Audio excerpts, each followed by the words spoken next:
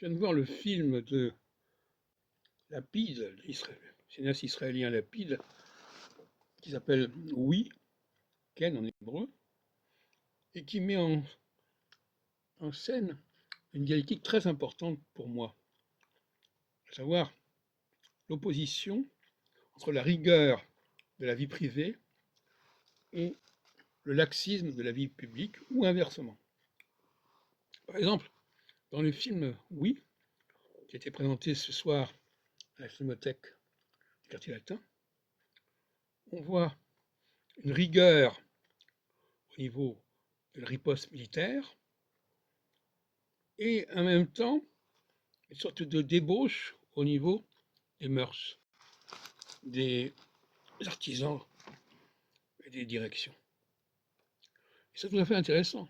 Et inversement, on voit chez les femmes, les partenaires du héros principal, qui s'appelle Yod, Y, qui est joué par un certain Brons, on voit une position inverse, une rigidité au niveau des mœurs. Sa compagne ne lui pardonne pas ses écarts au niveau de la relation sexuelle et affective. Et d'un autre côté, elle est assez indifférente à la question des représailles et des mesures de rétorsion à l'égard de la population de Gaza. Donc on voit que ces deux, que les hommes et les femmes ont des réactions et des comportements complètement symétriques. Ça n'a pas été d'ailleurs présenté lors du débat qui a suivi le film, je le regrette, mais c'est une évidence. Et quelqu'un dans la salle a posé la question du rapport avec ce qui se passait à Rome, où en même temps qu'il y avait une certaine rigueur militaire, il y avait une certaine débauche des mœurs. Et c'est ce qui se passe apparemment en Israël.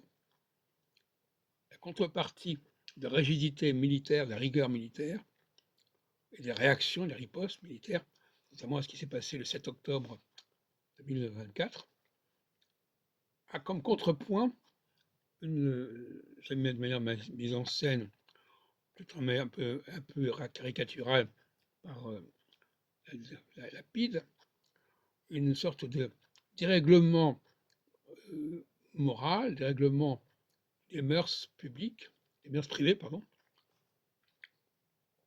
Et c'est tout à fait l'intérêt de cette dialectique, dont il ne semble pas forcément que le cinéaste ait totalement fait la théorie.